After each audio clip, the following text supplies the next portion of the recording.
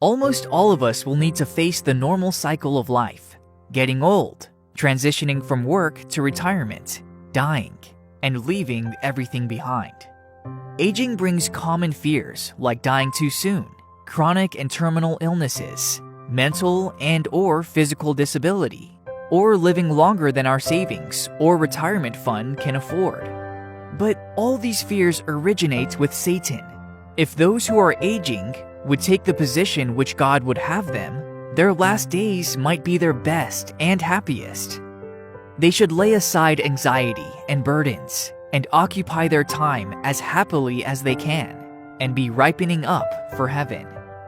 It is during the earning years that we should be diligent to know the state of our flocks, so that we may have enough for ourselves, our family, and for retirement time. The Bible never condemns wealth or people's efforts to acquire it, provided God's honor, honesty, and the rights of others are preserved.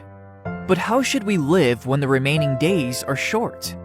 Jesus told a parable of a rich man that made an unwise life option. Even though he was not lazy or dishonest, he lived as a fool, as if there were no God, no heaven, no future life, as if everything he possessed were his own, and he owed nothing to God or man. But God said to him, "Fool, this night your soul will be required of you. Then whose will those things be which you have provided?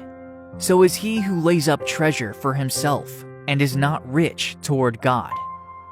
So anyone who plans to quit work to spend his accumulated assets only on himself should beware and take this story to heart.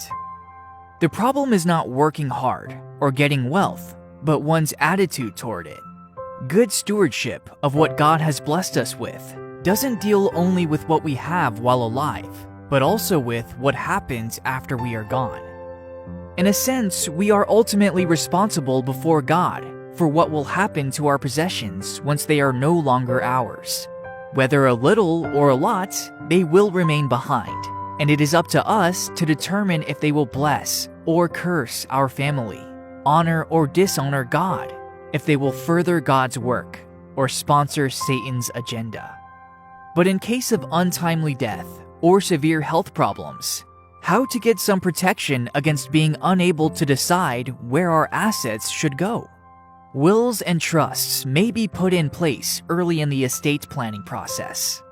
Through wills and trusts, we may express our last thanks to the rightful owner of everything, who gave us life, existence, and the strength to have anything at all.